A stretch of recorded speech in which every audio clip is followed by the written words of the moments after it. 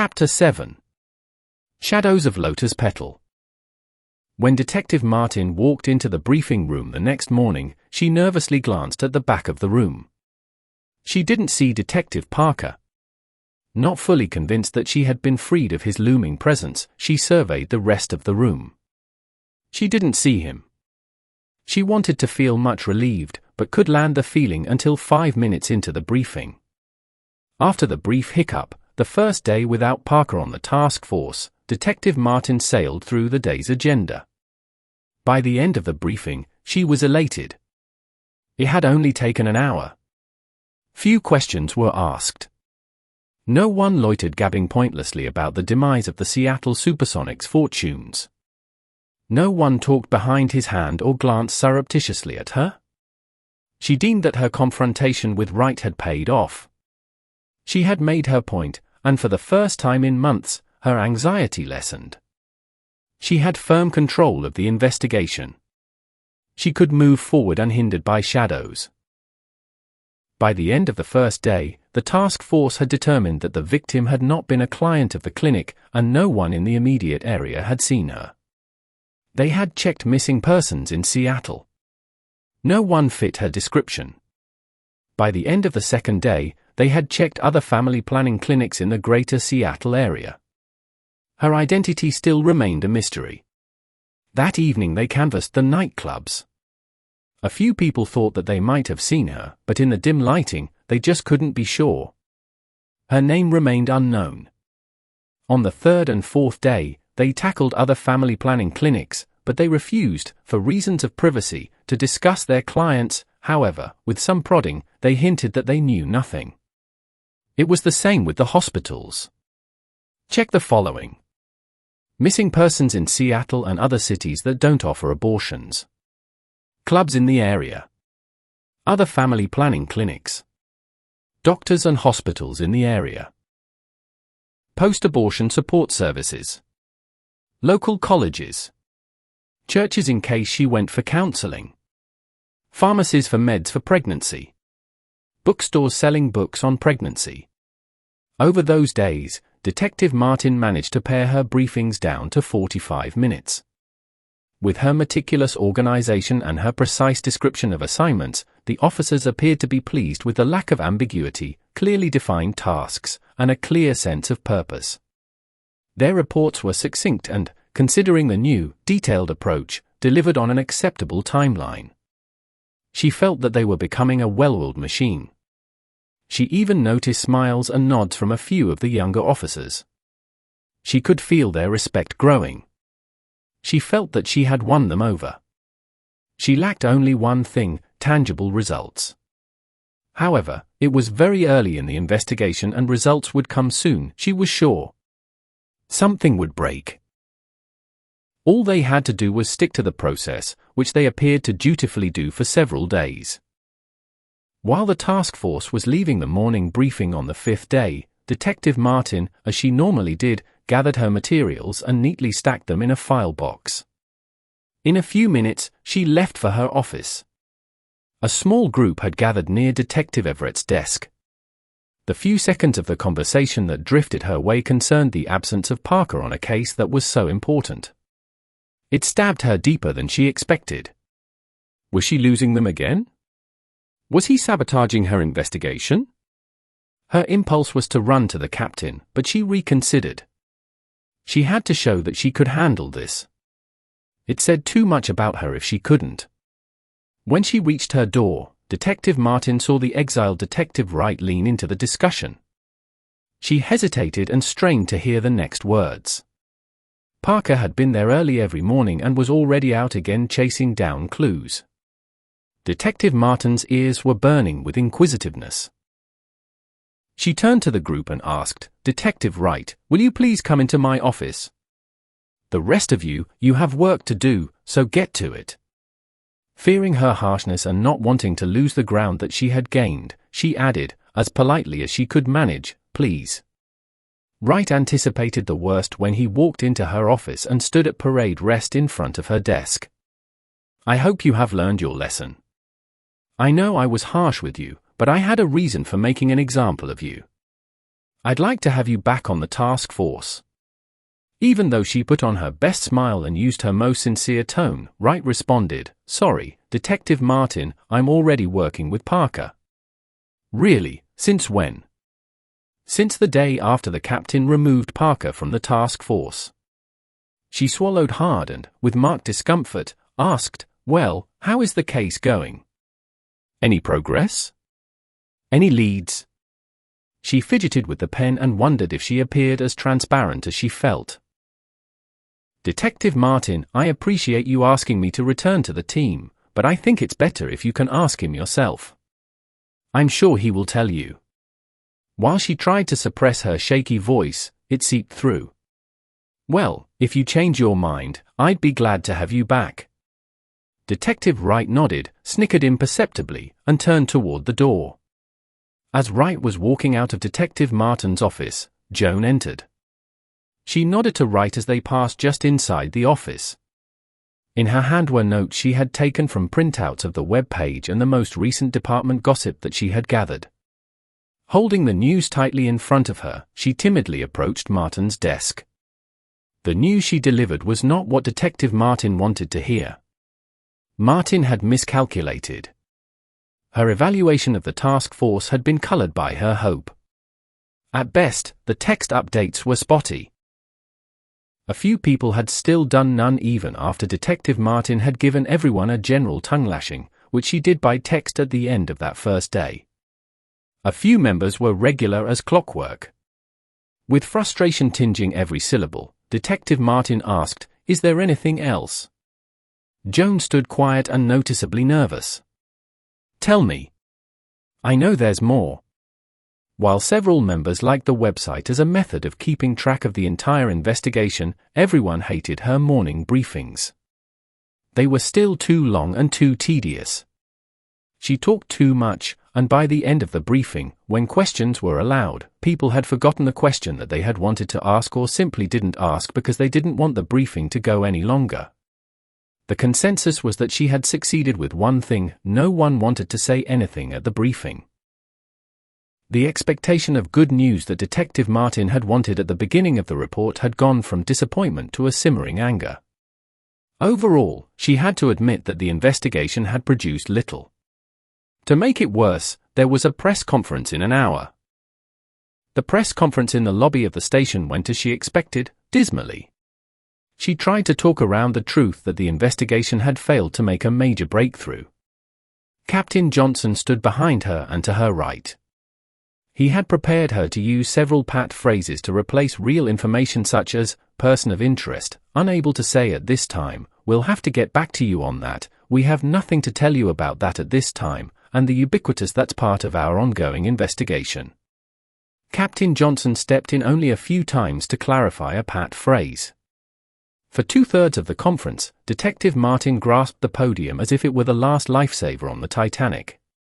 The captain ended the conference after 5 minutes. Detective Martin thought she had been there for 35 minutes.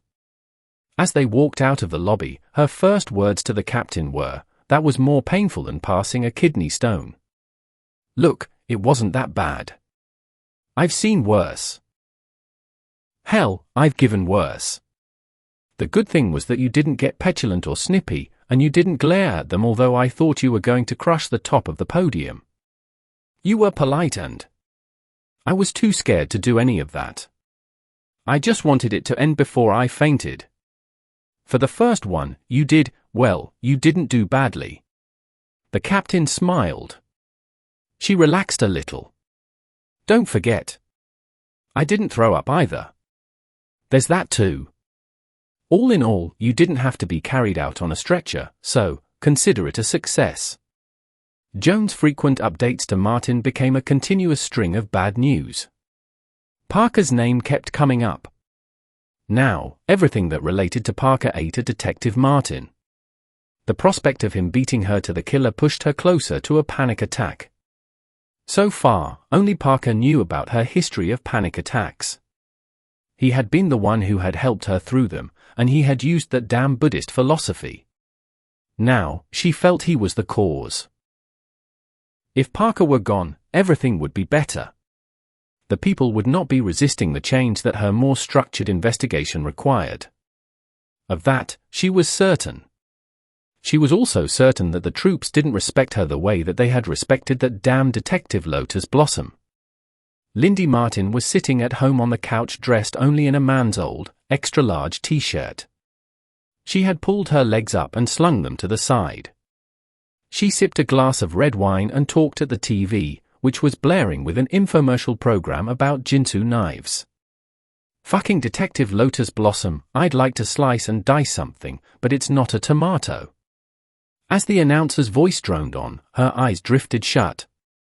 The wine glass, nearly empty, leaned to the tipping point. A man was walking toward her. He had no nose, no mouth. Scars covered his face. The only feature was his eyes. They were deep dark holes. He raised a knife. The eyes flashed red. Suddenly she was in the briefing room. Officers were talking, getting up and walking around the room. She yelled for their attention. They ignored her. Parker walked into the briefing room. The officers scrambled to their chairs and sat quietly admiring him. Parker walked in front of her. She tried to look around him. He moved in front of her. She put her arm against him and tried to push him to the side. She couldn't budge him. He spun around. Suddenly, he was wearing a hoodie. She felt it was Parker. He pulled the hoodie back. His face was sliced up like Spookis. He backed away into a forest. She wanted to run back into the briefing room. Her feet wouldn't move. Trees surrounded her. He beckoned her to follow. She wanted to be in the briefing room. She turned to find it. A door. That's it. It disappeared. Spooky was standing a foot in front of her. He pulled her deeper into the forest. The trees disappeared and darkness encompassed her. In the distance, a bright orange stream came down the side of a mountain. It headed directly toward her. She backed away, turned, and ran. Her legs were heavy. They got heavier. She couldn't lift them. She felt hot. She turned around. A giant black bird landed in front of her. It drove its wings into the bright orange river, splitting it in two. The river flowed around her. The river vanished as the bird lifted into the air and melded into the darkness. Her thigh felt cool and wet. She felt her heart racing. Her eyes opened. She looked down. She saw wine on the bottom of the t-shirt that covered her thigh. The glass was on the floor. Shit! She snatched the glass from the floor and set it next to the bottle of wine on the glass-top coffee table in front of the couch. She quickly stood and checked the couch. Only a small drop had fallen on the couch. She stripped off the t-shirt, found a clean area of it, and carefully dabbed up the wine. She bent over to check for other drops. She felt a cool touch on her bottom. Shit! She whirled around just in time to see the 1/3 full bottle tip over, splash wine across the coffee table, and stream off the opposite edge. She righted the bottle, threw the t-shirt over the table and onto the wine on the carpet. As it turned red, she rushed to the bathroom, grabbed 3 towels, and rushed back to mop up the stain. She threw 1 towel over the wine on the coffee table and 2 on the carpet. She kneeled next to the wine on the carpet and waited while it soaked up the wine. Dejected, she said, "Can't anything go right?" She paused. "I guess not." She gathered up the towels and t-shirt and, holding her hand beneath the pile to catch drips, she rushed into the laundry room. She dropped the pile into the sink and turned the water on. She watched the red wine circle the drain. She felt the tears growing. She held them back. They pushed forward again. She sniffled them up. Her chin began to quiver and then she let go. She fell to her knees and leaned her back against the washer. For one of the few times in her life, she sobbed, her mind filled only with emotion. She didn't think about the investigation or the task force's failure or Parker. She just cried. After 15 minutes, the quivering chin began to subside and the tears ceased. As her mind cleared, she began to worry that something was wrong with her, that she wouldn't be able to control her emotions at the next briefing. No. No. This is not going to happen. You can't be weak. Pull yourself together. Show them that they're not going to beat you. None of them. You can do this. Just set your mind to it. Now get your ass up. You've got a briefing to prepare. Try as she might, the dream continued to haunt her, keeping her up until 2 in the morning. She didn't want to sleep, to be back in the nightmare. Each time she drifted off, she could feel the heat of the bright orange river. Each time she shook herself awake. In order to beat Parker to the station, she left early. As Parker stepped out of the elevator, he saw Detective Martin sitting at her desk. She had beaten him to work. She looked up, smirked, and lowered her head, but her eyes were slightly up as she watched him walk across the room toward her office. She drummed her fingers on the desktop. As he got closer, she picked up the spooky case folder, opened it, and raised it just above her eyes. Parker made a sharp left at her door, keeping an eye on her and an ear on her drumming fingers. He walked down the hall and rapped once on the captain's door jamb and entered. When Martin heard the captain's door open and close, her planned composure evaporated. She rose and walked to the captain's door and leaned an ear toward it. Bright and early again, I see, the captain greeted Parker. Well, let me put it this way, I'm always early. But she beat you this time. Parker placed a half-inch thick file folder on his desk. One word was scribbled in large letters on the front, spooky. Checking in for our weekly update. No. Checking out forever. The FBI moved up my reporting date. They had a training opening and want me there now. So, I'll be moving on. The captain stood. Moving on and up. I don't know if it's up yet, but it is certainly east. Damn, the guys had a bon voyage party planned. They're going to be pissed. Hell, I'm pissed, and I don't even like you. The captain smiled and moved around the desk and stood in front of Parker. There'll be a few people who will be happy, hell, elated to never see me again. If you're talking about Detective Martin, after she gets over hating you, I don't think she'll really be happy. Of course, right now she'd like to bring back the Spanish Inquisition to deal with you. Maybe you should say goodbye to her. Why don't I just run in front of a bus instead? No thanks, I don't want to show up at the FBI with tread marks across my chest and Greyhound etched into my forehead.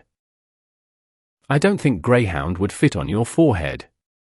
Good point. Anyway, it's best if I just leave. If the guys give a party for me, she'll just be pissed off even more.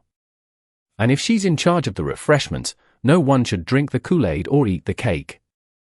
I'd appreciate it if you would tell the guys that I'll miss them, hell, I'll even miss you. Captain Johnson put his hand on Parker's shoulder and coaxed, Are you sure you can't at least wait until the guys get in? I wish I could, but I've got to get on the road. I've only got 2 days to get there and 1 day to find a place. Then I start training. The captain paused for a moment and then curiosity got the best of him. By the way, what happened between you two, if you don't mind me asking? A few things, but I'd rather not talk about some of them. Let's just say that she wasn't pleased with me taking the FBI job. And I never told her that I had applied for it or interviewed. Then someone blabbed before I had a chance to talk to her. Suddenly she takes a week off and won't talk to me. And I gather she didn't want to give up her career and go with you. I never asked her. I was just going to play it by ear, see how things went after we were apart for a while. Looks like you turned out to be tone deaf. More like deaf and dumb. The rest of the stuff, I just don't want to talk about, it's too personal. She wouldn't appreciate it. She might hunt me down and aerate my brain. Martin shuddered. She was infuriated. She rushed back to her office, sat, and planned what she would say to Parker when he walked past her door. Detective George Parker set his gun and badge on the captain's desk. They shook hands. Captain Johnson smiled and said, "What the hell?" They hugged briefly. Parker turned and passed through the captain's door for the last time. When Detective Martin heard the captain's door close, she rose, walked to her door, and looked out in time to see Parker turning away to head down the stairs. He looked back one last time at his old office. Detective Martin closed the door harder than she intended. The walls shook. She went to the window and gazed mindlessly at the parking lot. Her head dropped. She put her hands on the window, raised her head, and stared at her reflection. She could feel her eyes grow hot as she clamped down on her anger. Still, it seeped through as a teeth-grinding mutter. "I hate him. I hate him. I hate him. I hate him. Damn him." Suddenly, the hate failed to hold back the sorrow. Her eyes closed, her head sunk. Her misery spoke in a single word. "Why?" A slice of the nightmare surfaced. The hoodie, Parker, and Spooky. She moved her hands from the window, they trembled. Her lips quivered, tears gathered, and as a single tear rolled down her cheek, she stood straight, pulled her shoulders back, and wiped the tear away. Eye to eye with her reflection, she firmly and quietly declared, "Never again. Never. Never." There were 2 knocks on the door. She pulled herself together, turned, went to her desk, sat, and waited for another knock.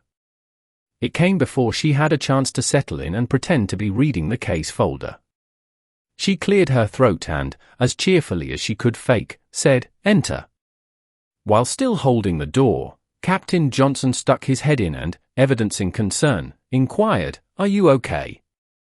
Martin felt like lashing out at him for talking behind her back, but it was more with whom he was talking that was producing the blind rage.